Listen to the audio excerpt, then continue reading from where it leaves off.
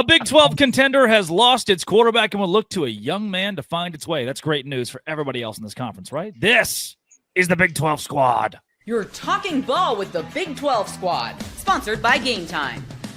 From Oklahoma State to Utah, from Kansas State to BYU, from Houston to Texas Tech, it's the local experts of the Locked On Podcast Network bringing you scoops, breakdowns, and the most comprehensive preview of the upcoming Big 12 weekend. Buckle up, it's the Big 12 squad, and we have a seat for you. No hurt feelings and thin skin allowed. Squad up. You're part of the Big 12 squad. Squad up. No hurt feelings or thin skin allowed. Drake Toll of Locked On Big 12. JT Wister's of Locked On Utes. Jake Hatch talking all things BYU Cougars. Parker Ainsworth of Locked On Cougs with the Houston Cougars. Kevin Borba with the Buffs. Cody Stovall, Oklahoma State. Thanks for making our shows your first listen every single day. If you hit subscribe, we all get to keep our jobs. Biggest story in the Big 12 this week, and there have been massive recruiting wins for Utah, massive for BYU, for everybody here. And even Colorado is picking up 3 stars. We will get to those, no doubt. But a contender in this conference has lost its quarterback. Now, it was the 11th best quarterback in the league in QBR last season, and come to find out maybe he wasn't the greatest thing since sliced bread. But JT Wistersill, we'll start with you. BYU is without Jake Retzlaff forever. Yeah, I mean, he's gone. And I feel like if you're BYU now, I'm very curious to see what you get out of McKay Hillstead, I'm blank on the other quarterback's name who's there as well too. But the way I look at this is like this. I was already anticipating, based on how BYU had success last year, all these close games, these thrilling wins, I was looking at BYU as a team that was going to regress this season. Now I feel even stronger about that this coming season too. I just feel like you don't lose your starting quarterback in late June and you go back to the Big 12 title game. Look, Utah had a situation a couple years ago where title game. That's true. They actually didn't. That's right. I forgot. They had a really good season, but they ended up being the second best team in the conference. Like I can even say that last year, BYU proved that they were that, but I don't see how they end up being there too. It's an unfortunate situation for everyone involved. I'm curious to see what happens with Retzlaff now too, but yeah, BYU's got to recover quick because obviously all the spring ball reps still went to the main guy and he's not there anymore. So a lot of work to do, Jake. Clip that and save it, boys. I want to. Oh my gosh. No, here's the deal, JT. BYU, you mentioned they succeeded in a lot of close games, but here's the deal. They were the sum total of the parts of this squad. Defense, special teams, and offense all contributed to BYU going 11-2. I think BYU's in a better position to absorb a QB hit like they have absorbed than many programs in the Big 12. I really do think that the sum total of the talent on BYU's roster, if they can get even average quarterback play from a McKay Hillstead or a Trayson Bourget or even a Bear Bachmeyer, who's also here in Provo, I think BYU actually will endure this, I think, relatively well. What does that mean, endure it well? Does that mean they're still one of the best in the conference? What does that mean? So I thought the ceiling for BYU with Jake Retzlaff was probably 10-2 and a chance to play in a Big 12 title game. I think he's probably worth 1 to 2 wins, but if they drops you to 8-4, I think that's still fairly respectable, especially at the Power 4 level. So for me, I didn't go to BYU, and I'm not a member of the Church of Jesus Christ of Latter-day Saints. I like to have a beer in my free time, and not to say the LDS community cannot, but the honor code is one of those things that's going to deter people, and it has since the beginning of time.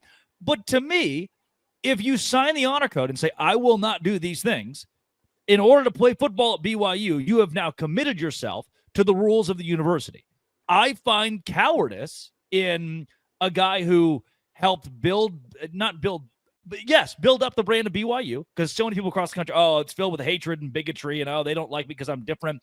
BYU shirts are flying. They love this quarterback who's the first Jewish quarterback in school history, and he takes all this exposure, breaks the honor code, it's national news, and then when BYU gives him a lesser penalty than they've given past athletes, he just gives up. I see cowardice in that. If I'm a teammate of his, if I'm your starting offensive lineman that fought for you last year, came back this year, I don't like that because I'm celibate, because I signed the honor code. You also signed that, and now you're dipping because you couldn't follow the rules that you agreed to.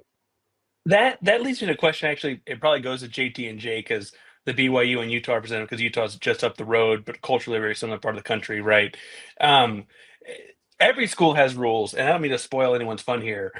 Every school's kids are breaking those rules. This is starkly different, right? And I guess, Jake, like at Notre Dame, you couldn't have theoretically football players spending the night in girls' dorms either, but I can tell you they did, right? Like that happens at different places across the country. People break these rules. This is a big deal and a lot different. And I'm with Drake that he kind of got slapped on the wrist and still left. Well, and that's the thing about it. I will say this.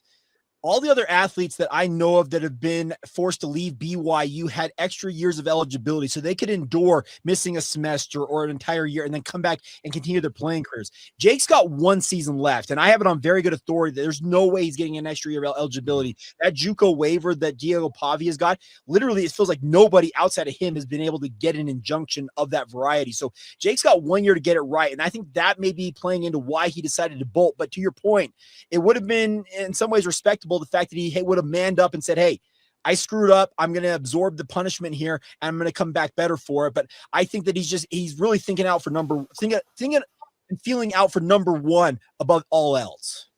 Yeah, Well, I you can think also say, yeah, go Kevin. I was just going to say, it's obviously the honor code is I talked about it on my show, and I'm obviously an outsider, but it's very complex. And so for the average person, it's like how extreme, how bizarre, like how could they do this?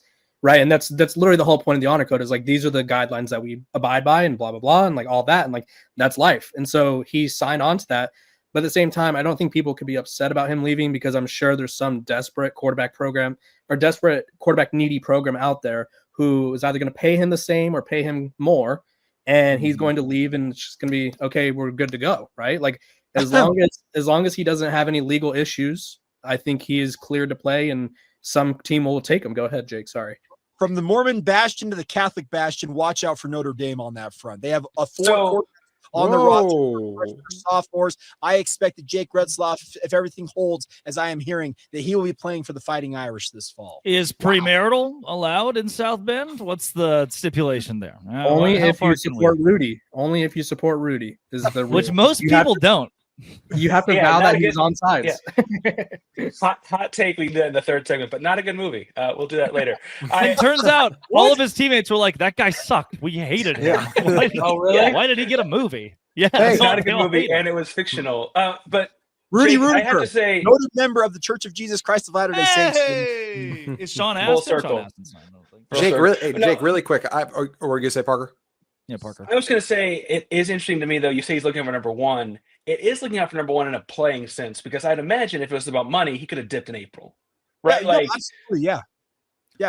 But we, again, by definition, he's not a good quarterback.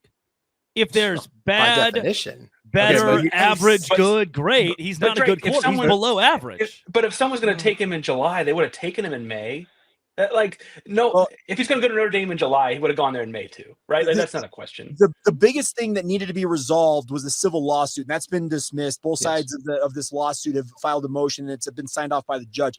There was no program in the country that was going to bring in a quarterback who had a pending civil lawsuit alleging sexual assault. That's a PR hit that you will avoid every day. So now that that's in the rearview mirror, programs like Notre Dame are much more likely to take on a guy like Jake Retzlaff. But to your point, Parker, he probably could have left in April, etc. But he decided he was going to stick it out for the time being. And then when BYU handed down the punishment they handed down, he felt like it was untenable. And as Drake said, he dipped. I think it's really interesting what you guys are talking about, though. We've heard multiple opinions now on this being, distraction and like him looking out for just himself and transferring. And even Drake's talking about like, hey, he viewed him as a below average quarterback. I think he's an average quarterback, right? I thought he was part of BYU's success, but I did not think he was anywhere in the near Big top 12, which again, law of averages, that's below average. Yes, but there's more stats than just that, I'm saying, too, that talk about him as a quarterback. I think he's a top 10 quarterback in this league. I did. But I would also say this, Jake, would you have wanted him to stay? Because as you said, too, like we think he's at best, we think he's average. So do you want average hanging over your team? You go on a run and then 7 games into the season, you're going to drop this guy back in. And now all of a sudden, like, how do you handle that? I think it's best for everyone that he's moving on. I agree. It's best for all sides to move on from this because I think it's just a debacle that would have followed him at BYU more than it would at other programs. Yes, there'll be questions wherever he ends up about the situation. He'll be asked about it, but not to the same level if he would have stuck around in Provo. But to your point, JT, he was an average quarterback. And this is a program, speaking of BYU, they know elite, great quarterback play. It's part of their history. Go back 50 plus years. They have had some of the best quarterbacks in college football. Jake Retzlaff is not one of those guys. I have said this before on my podcast. I'll say it again. He's a good quarterback, but this is a program that wants great quarterbacks. Coming up, let's go into one more. Yeah, hit me with it, Kevin. There's a lot to be said about an average quarterback, right? Some teams just need an average quarterback to facilitate them to wins, right? There's certain programs who have sort of built their whole success off of insert quarterback here we're just going to build a really strong team around them. Like, to go back to Utah a couple years ago with Cam Rising in the Pac-12, I think at best Cam Rising was probably the 4th best quarterback in the conference, behind Bo Nix, Michael Penix, Williams, other guys like that. And so Utah was still contending for a Pac-12 title. They did win the Pac-12 title, right? So although he is average, right, we don't disagree there. An average quarterback could lift a BYU defense or help lift a BYU special teams and offense to playoff contention. So I think it's a loss in that matter, but we're not going to pretend like he was the best thing since sliced bread. Yeah, Gary Bohannon won a Sugar Bowl at Baylor. The Michigan kid won a national championship. BYU Greg legend Gary McElroy, Bohannon, right? Yes, correct. BYU legend. Or Greg McElroy or whoever the other guy was, AJ McCarron and Bama weren't elite, but they were good enough to win. Coming up, Texas State joining the Pac-12. The Conference of Champions is back. The Big 12 squad. Hey, today's show is brought to you by Monarch Money. Why? Because I'm 24, and I looked at my account and I say, oh, I'm spending so much on Fortnite skins. What? Monarch Money is my own personal CFO. I can go in, and it shows me where my money is going. It's an accountability partner, full visibility and control over my finances. So when I go in there and I say, oh, take out Netflix, Hulu, the Fortnite skins, all of that is draining my account. I can actually now say, hey, those are 3 areas in which I'm going to save this month and save up for a new Roomba vacuum because my Roomba ran over dog poop and scattered it across the house. Take control of your finances with Monarch Money. Use code LOCKEDONCollege at monarchmoney.com for 50% off your first year. That's monarchmoney.com, code LOCKEDONCollege for half off your first year at Monarch Money. Is this just a new thing, by the way, now that you're going to start doing the ads live? Is the Party Animal King too busy to do them after? Are they just budgeting your time? Is that what it is? People that are at home, typically I would do the ad. Peek behind the kimono there, dang. No one knows what this means. Did you not hear that dog poop and Roomba vacuum? What just happened here? Yeah, Jake and I did a crossover earlier, and I explained it to him. I was eating my dinner, and I spilled my dinner all over my cowhide rug. And I was like, oh, that's all of my hibachi. And then as I was looking down at the dinner, I realized there was dog poop in the rug. And I was like, that's weird. My dog doesn't. And then I found the Roomba, and it had scattered just a pile of dog feces across the house. It just drug dog poop across the floor in the entirety of my home. So what do you get first, a new Roomba or a new rug? A new house. I'm just going to burn it down and start over. Like I don't even know where do you begin? Like the Roomba right now is in the guest bathroom. It's stopped there, and there's just poop all over it. It's just dead because it's like, you know what? There's too much poop for me to function. How do you clean a Roomba? And then where do you start with the floors? I have a Swiffer, but it doesn't feel like that's enough. And then there's the rug situation. It's a cowhide rug. How do you clean a cowhide rug without destroying it? I mean, genuinely, I will take any suggestions at this point. I'm dreading ending this squad show because then I will have to go inside of a war zone in there. What do I do with the dog while I clean it up? I'm going to have to go to Kroger and just buy a lighter and some gasoline and hope that my insurance covers it. Well, probably shouldn't record at that part, right? If we're recording ads, for insurance purposes, that did not ever happen. Correct. I will not buy Drake, a lighter. your trolls are loving that your house is covered in poop. Your trolls they are. The haters are finally winning tonight. He also, my dog ate of course he pooped in the house because he ate my entire thing of sweet tart ropes. I love a good sweet tart rope. And I just left the package out last night, and he consumed like 7 sweet tart ropes, which is probably not good for a dog. And so he's like, I've got to poop. And he did it in the house. The Roomba was like, oh, it's 2:00. I always run from 2 to 5. So I get home at 5:30, and there's I didn't even notice it at first. It's like if someone was murdered in the room of your house you don't walk into that often, and then a couple hours later, like, is that blood on the floor? It could be a smell. You would think there's a smell. Sometimes people get murdered and there's no smell. I don't know. Right. To get us. Just a regular Tuesday. to get us off of this, speaking of things people didn't notice, to get us back to the Pac-12 thing, Drake, I don't feel like a lot of the country is going to take notice of the new Pac-12. I have the Pac-12 pundits being like, this is it. The Power 5 is back. I think we should take notice in Big 12 country because Texas State is right in the middle of everybody. Not to mention they have the hottest young coach in all of college football. I was amazed that Texas State was able to pay him enough to keep him. And now that they have him and they get this escalation event, I think this is going to be problematic for the Oklahoma States and the Texas Techs and the Baylors and the TCUs of the world. What do you mean problematic? Yeah. when it comes to another heavy hitter in your backyard that can steal some of your recruits, just like SMU is doing right now, from a transfer portal perspective, they're going to be able to come in now and say, hey, you can get out of the Big 12. You'll have an easier shot at winning a conference championship, and you might have the availability to get back into the CFP conversation with the Pac-12. Certainty, I think it's going to be an issue. But if I'm Tech, I can just pay more money. Well, maybe that's what we're saying is that Texas State's, first of all, Texas State's a rapidly growing, it's like over 45,000 people. It's a rapidly growing university. And they couldn't have both to pay attention to this because it's right in our backyard, right behind us. Yeah. They had to have known this was coming though, Cody, because that's the only reason they had the money to pay the coach, right? Like that had to be a big part of it. It's like, we're going to be doing this soon. How else could they have kept him out of any other Power 4 conference? Because lots of people wanted Kenny. They paid him a crap ton of money. Now, you're right. Maybe there was an anticipatory move that we're going to pay you X amount of dollars for the hopes that we one day get into the Pac-12. And if so, then great. They hedged their bet wonderfully. But regardless, they seemingly have more money than we give them credit for. And this is going to even validate that even more. But he's going to leave. I think he's going to leave. I don't foresee GJ Kinney being a lifer there. Now we've learned that Jeff Traylor stayed at UTSA, which is a very good, and now he's kind of diluted his coaching status. Less teams hurt his rep. Yeah, 2 years ago he was the guy. I think they're just waiting for certain jobs to open and. But when so this is why to me the Pac-12 is doing some stupid stuff. The second it reminds me of Gonzaga. If Gonzaga loses Mark Few and the next head coach can't win games, you've brought on Portland State. Congratulations. UConn. The second UConn's bad at basketball for 5 straight years, they're a terrible addition to the Big 12. They give you nothing. And if you add Texas State, GJ Kinney leaves. They were terrible before him. Clemson with Dabo Swinney. If Clemson has the next football coach who's just average, goes 7-5 every year, they lose their allure after 5 seasons. There are established brands like Michigan and Ohio State and Alabama and LSU that will always give you something good or bad. I don't think Texas State, much less, I don't think Clemson or Gonzaga or UConn, much less a Texas State is one of those.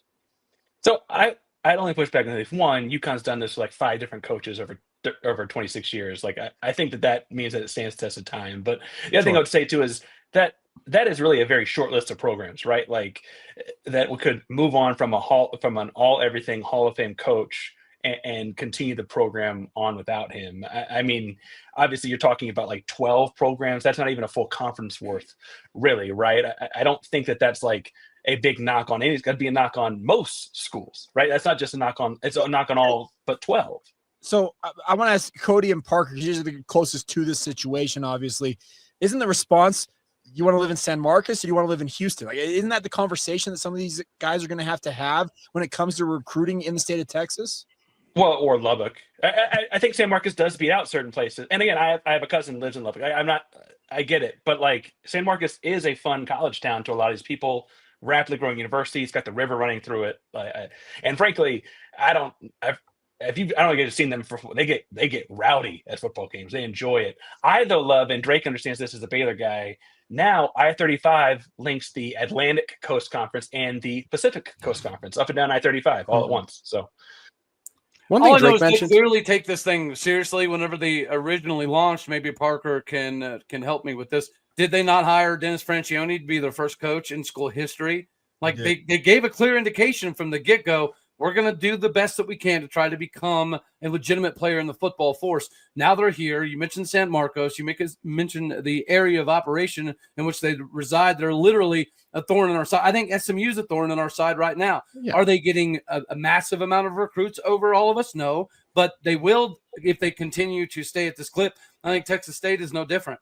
I think this is a big problem because one thing I think is just interesting about all this, and Drake kind of mentioned this, just going back to the full Pac-12 conversation is full. Drake mentioned like they're already putting out some not smart stuff. I don't understand why they're already trying to talk like, oh, this is what we've done the last 4 seasons. We have the 4th best collective winning percentage. Like it's like, but against who? Like what are we doing? Like what can we play some games before we try to do a positive PR spin? Like you can't be the SEC all of a sudden and try to like just win all these hypothetical matchups. Like you can't just do that all of a sudden the day after you become a conference. JT, Mother trucker Utah fans act like they're OU before they even got in the conference. What are you talking about? Actually, I thought about something with that the other day. But here's what's also funny. The Resco playbook. Remember the old AAC commissioner? He was so quick to point out all the successes of the American Athletic Conference, trying to pump up what he was perceiving to be the Power Six narrative when he was trying to push that for the AAC. This is right out of that playbook when it comes to the Pac-12. Yeah, you know what's funny? Speak for my former employer, the Pac-12. You realistically, you can't just make all these exciting moves because it's exciting in their eyes, right? If they didn't get 8 teams, they're no longer an FBS conference. That is how it goes, right? So they're an FBS conference.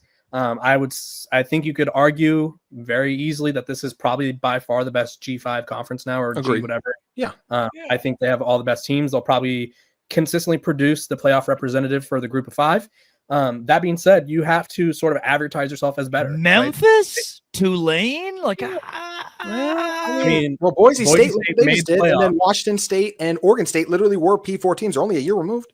Is Memphis going to stay viable without Fred Smith around? That's my question. Also, who says the Pac-12 doesn't stop here? Right? They could continue to expand and kill these other group of 5 conferences. Like the Mountain West is probably pissing their pants right now because CBS gave the Pac-12 their TV deal, basically, right? They have their deal is up in I don't know how many years, but CBS is now with the Pac-12, right? The Mountain West is up next year, so they are worried about that. I think Texas State's a great addition to the Pac-12, but I'm actually kind of concerned, alluding to what Borba just said. Sacramento State seems to be a very viable next option in line to make the Pac-12 a little bit bigger. Sacramento State's doing some crazy things right now. Let's keep this thought going here. Let's keep this thought going. This Pac-12 deal, is it a threat to the Big 12? Glad you brought up Sacramento State, Cody. They're rumored to have, this it's like a $30 to $40 million NIL budget or something just stupid. And building a new stadium and trying to build themselves up and hiring coaches to paying players to doing things that are just completely abnormal for any FCS or even group of 5 school. The pockets are super deep in Sacramento for some reason, whatever reason, doesn't matter. They're good. And I foresee them as the next big thing, the next Boise State, but much more viable because it's hard to get to Boise, but Sacramento is a big enough town that we can add Sacramento to.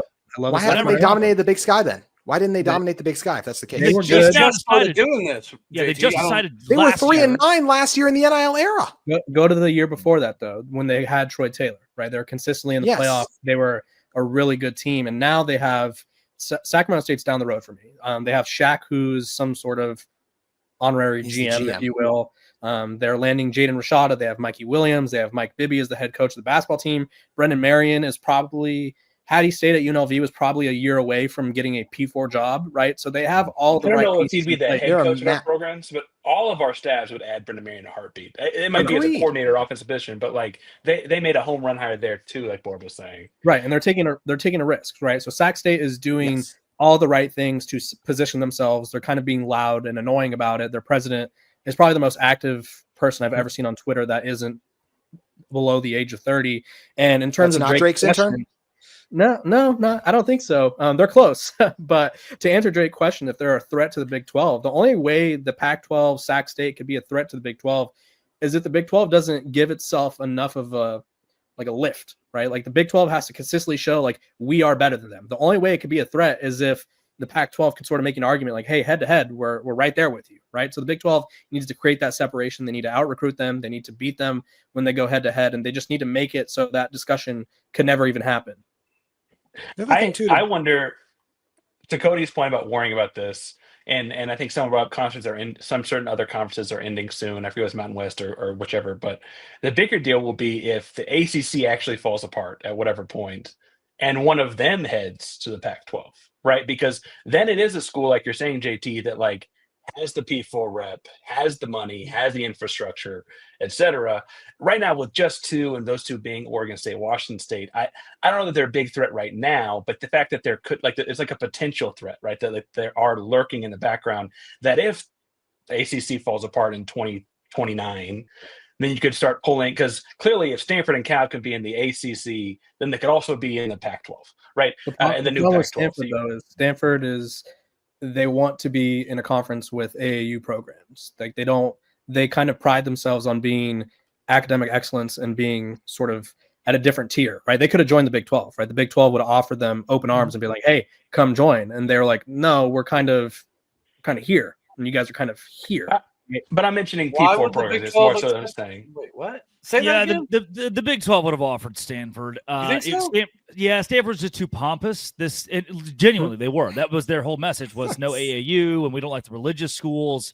I don't think the Big 12 tried that hard. BYU knows all about that. Stanford, trust me. Sure. So I think what Borb was getting at is had Stanford called and says and say, hey, we'll take the same deal that BYU's taking. We'll take a 2/3 of a share or whatever it was for a couple of years. It's a no-brainer. You add a brand like Stanford's a huge brand, and it's your new Vanderbilt.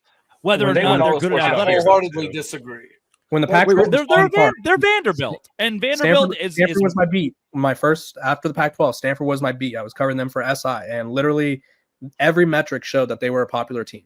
They were at that time among. Where are their fans, Borba? Come on, man. Where's their Locked On show? I mean, literally, here's the thing. They were one of the most watched teams. I think the only teams outranked them was like Oregon and USC. They have nobody in the stands. They produce NFL Locked On players. Stanford in the room with us right now. Locked On Stanford, Locked On Cardinal right here. But yeah, they're talking with metrics. Like they had everything supporting them. They produced NFL players. They were popular on TV. They have notable alum. Right now, they're getting recruits with no head coach. So Stanford has always been a thing. It will always be a thing. And I get the Vanderbilt comparison, but that's very low. Everyone's heard of Stanford. Yeah. Not everyone can tell you where NC State is. Right? Not every. I mean, when I went to Baylor, there were people like, "Yeah, I go to Baylor," and they were like, "What? Where's that?" Even Vanderbilt. I don't think most people know Vanderbilt's in Nashville. But Stanford's brand power is certainly there. It's just their revenue is not going to. They're so committed to the Olympic sports that they're not going to give you what you want in football. The Big 12 is fine without them. I think what Borba is saying is they could have come to a head, but honestly, I don't think either side is very ticked off that they didn't. Drake, aren't we watching this newly formed Pac-12 essentially serving as I can't call it like a host in terms of it serves its purpose for a while for Washington State, for Oregon State. You and I discussed this, Boise State as well, for them trying to leverage themselves for the next 3, 4, 5 years until the next round of what we expect is conference realignment comes about, and then they leap back into the Power Four. Isn't that what we're expecting from this league, from those dogs? What I'm really curious about is how are they going to raise the $20 million each year, the rev share? I think that's going to be a big challenge for these Pac-12 teams. Hence why I don't see them as a major threat. But this is all temporary. Jake and I talked about it in a crossover this week. This is all for Washington State and Oregon State to look at the Big 12 of the ACC and say, look, we rebuilt a conference. We have Kirk Schultz, who's a genius, and we can bring value to your league. You have schools out west add up. They're only trying to bolster their resume to move up. I don't think their ultimate goal is to be in a conference with Sacramento State.